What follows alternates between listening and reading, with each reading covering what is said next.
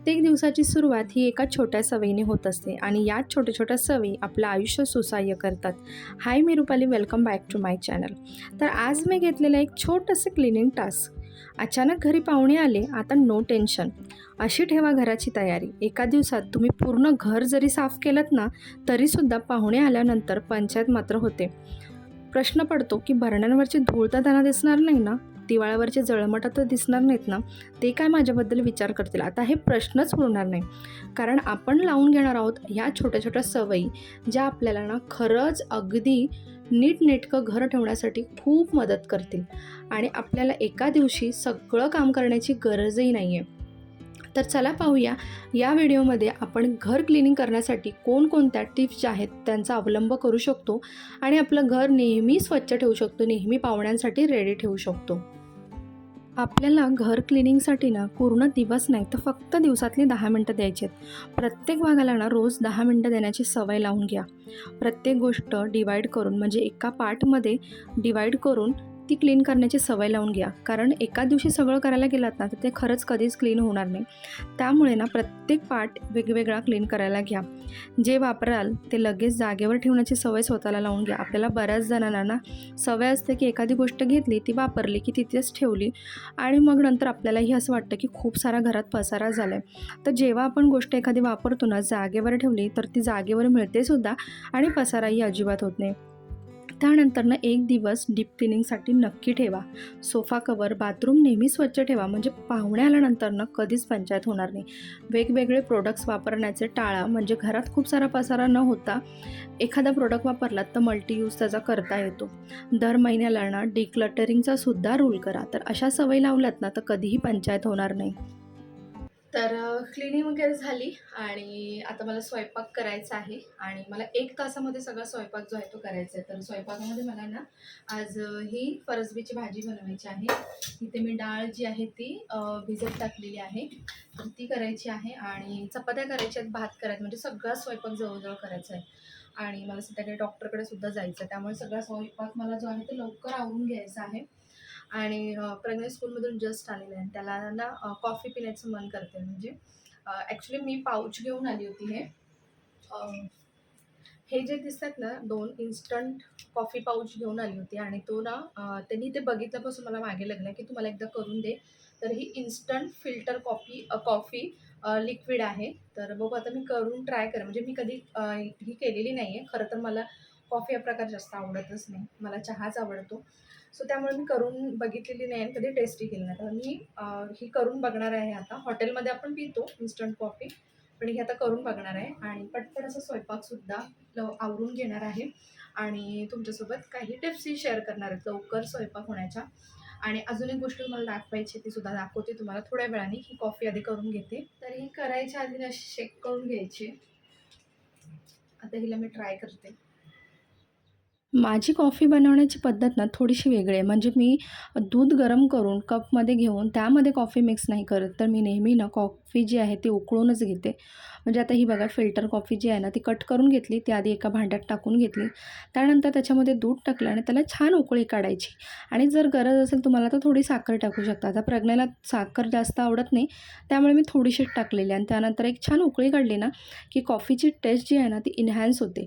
जेव्हा तुम्ही कपमध्ये गरम दूध घेता आणि वरून कॉफी मिक्स करताना तर ती एकजीवसुद्धा होत नाही आणि ती अजिबात लागत नाही. अगदी पानसट लागते आणि दूध असल्यासारखं वाटायला लागतं आणि मला खरंच पर्सनली आवडत नाही. मला स्ट्रॉंग कॉफी आवडते आणि अशा प्रकारे उकळलेली असेल ना तरच मी कॉफी जी आहे ती प्रिफर करते. तर आता बघा इथे दूध टाकून घेतलं, छान एक उकळी काढून घेणार आणि त्यानंतर मग ही कॉफी जी आहे ती मी टेस्टसुद्धा करणार आहे की कशी टेस्ट लागते याची. कारण मी पहिल्यांदाच ट्राय करते. नवनवीन गोष्टी ना ट्राय करायला आवडतात बरं का. पण ना काय होतं की गोष्टी तर ट्राय करत असते पण तुमच्यासोबत शेअर करायचं राहून जातं. पण आज एक स्वतःला प्रॉमिस केलं आहे की सगळ्या नवनवीन गोष्टी ज्या मी ट्राय करते ना अगदी तुमच्याशी ना रेग्युलर जे आहे ना ते मी शेअर करत राहणार. म्हणजे तुम्हालाही समजेल की त्याचा रिव्ह्यू काय आहे. आणि अशा बऱ्याच गोष्टी ज्या आहेत ते मी तुमच्यासोबत आधीही शेअर केलेल्या आहेत, पण पाहिजे तसा मला रिस्पॉन्स काही मिळत नाही. आत्तापर्यंत तुम्ही हा व्हिडिओ जर पाहिला असेल तर व्हिडिओ आवडला असेल तर लाईक, सबस्क्राईब आणि शेअर करायला विसरू नका. कारण तुमच्या सपोर्टची खूप खूप जास्त गरज आहे. कारण माझ्यासोबत तुम्हालाही ग्रो व्हायचं आहे, तुम्हालाही नवीन नवीन गोष्टी शिकायच्या आहेत, मलाही शिकायच्या आहेत. मी सुद्धा नवनवीन गोष्टी ट्राय करून तुमच्यासोबत रिव्ह्यू जो आहे तो शेअर करत असते. असते. अजून एका प्रोडक्टचा रिव्ह्यू तुम्हाला मी पुढे देणारच आहे, त्यामुळे व्लॉग जो आहे तो कंटिन्यू पहा.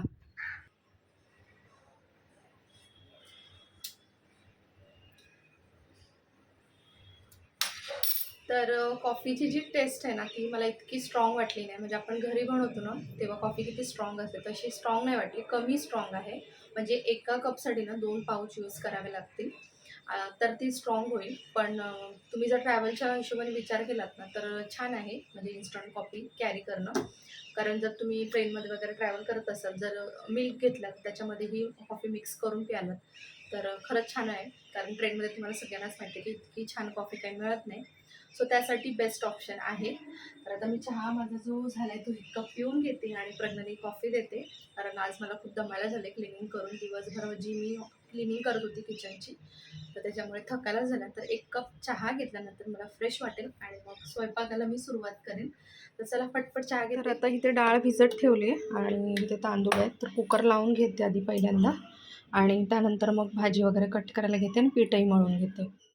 तर आधी खाली ना मी डाळ ठेवते नेहमी आणि त्याच्यावरती मग तांदूळ. तर आता डाळीमध्ये हळद टाकून घेते.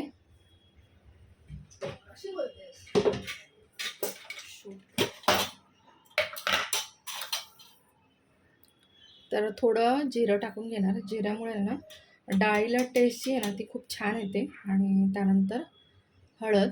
आणि आता इथे मी टोमॅटो नाही टाकले. जर गोडी डाळ करते ना जेव्हा तेव्हा मी टोमॅटोसुद्धा टाकते, म्हणजे एक जीव छान होतो. पण आता मला तिखट आमटी करायची आहे त्याच्यामुळे फोडणीमध्येच मी टोमॅटो आणि कांद्याची जी ग्रेव्ही आहे ना ती करून छान फोडणी देईन.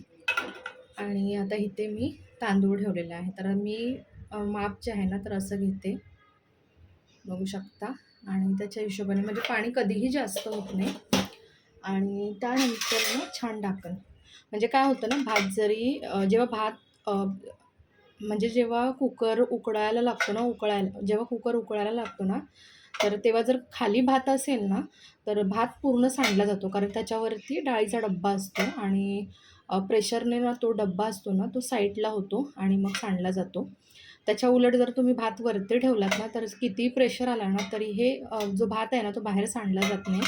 तो बरोबर व्यवस्थित राहतो. कारण त्याला वाफ जायला ना स्पेस मिळतो त्याच्यामुळे. तर आता हे बंद करून घेते आणि फक्त 3 शिट्या करून घेणार मी त्याला. आणि आता चहा पिऊन घेते आणि मग कणिक मळते. कुकर नेहमी ना मी मोठ्या गॅसवरच ठेवते, म्हणजे मोठ्या बर्नरवरती. म्हणजे काय होतं ना, तो लवकर शिट्या होतात. म्हणजे कुकर गरमही लवकर होतो आणि शिट्या पण लवकर होतात. नाहीतर मग छोट्या बर्नरला ठेवलं ना, तर कुकर गरम व्हायला, पाणी उकळायला वेळ लागतो आणि मग आतला भात आहे ना, तो व्यवस्थित होत नाही आणि शिट्या यायलासुद्धा वेळ लागतो. त्यामुळे ही टिपसुद्धा नक्की लक्षात ठेवा. तर काल हे मला ना मिंत्रावरून पार्सल रिसीव झालं होतं. यामध्ये ना मी एक लिपस्टिक मागवले स्विच ब्युटीची. तर खूप ट्रेंडिंगमध्ये आहे सध्या. मी स्विच ब्युटीची ना पहिल्यांदाच लिपस्टिक मागवली आणि ह्याचा शेड थोडा ब्राऊनमध्ये आहे. आणि ॲक्च्युअल शेड कोणता आहे तुम्हाला मी सांगते याचा. बघा, हे लिपस्टिकची ना पॅकिंग बघू शकता तुम्ही, खूप सुंदर अशी पॅकिंग केलेली आहे. आणि ट्विस्टेड कॅरेमल असा शेड आहे लिपस्टिक, बघू शकता तुम्ही. आणि मी आता इथे लावली आहे ना, तर ती सेम शेडची आहे बघा. म्हणजे डेली यूजसाठी तुम्ही ना ही लिपस्टिक नक्की वापरू शकता. आणि जे फेअर असतील ना त्यांना तर अजूनच छान दिसेल हे. तर खूप सुंदर अशी लिपस्टिक आहे. याची लिंक मी तुम्हाला देईन डिस्क्रिप्शन बॉक्समध्ये. जर तुम्हाला डेली वेअरसाठी एक छान लिपस्टिक पाहिजे असेल ना, तर अफोर्डेबल रेंजमध्ये आहे आणि तुम्ही चेकआउट करू शकता. तर चला, आता प्लॅन थोडासा चेंज झालेला आहे. आधी चपात्या बनवायच्या होत्या, तर आता भाकरी बनवायचा डिसाईड झालेला आहे. सो आता जी फरसबी आहे ती कट करायला घेते आणि तोपर्यंत कुकरही थंड होईल. मग त्याच्यानंतर फोडणी देते. चला पटपट आवरूया. आता इथे माझा कुकर झाला होता आणि तुम्हाला दाखवते भात बघा, अजिबात बाहेर आलेला नाही तांदूळ. तर नेहमी ना कुकरमध्ये हा डब्बा भाताचा जो आहे तो वरती ठेवा, म्हणजे भात जो आहे ना तो सांडणार नाही. याआधी ना म्हणजे जेव्हा मी नवखी होती, म्हणजे शिकत होती सगळ्या गोष्टी, तेव्हा बऱ्याचदा माझा भात सांडायचा खाली कुकरमध्ये आणि मला कळायचं नाही. मग हळूहळू या सगळ्या गोष्टी शिकली. कारण एक्सपिरियन्सनेच आपण खरं तर शिकतो सगळ्या गोष्टी आणि थोड्याफार टिप्स असतात ज्या आपल्याला फॉलो केल्याने मदतही होते. तर आता ही ती भाजीसुद्धा मला बनवून घ्यायची होती. फरसबीची भाजी अगदी सिंपल पद्धतीने मी बनवत असते. आमच्याकडे कांदा, टोमॅटो, लसूण, कढीपत्ता आणि मोहरी टाकून छान अशी फोडणी दिली जाते आणि शक्यतो हिरव्या भाज्या आहेत ना, मी हिरव्या मिरचीतच बनवते.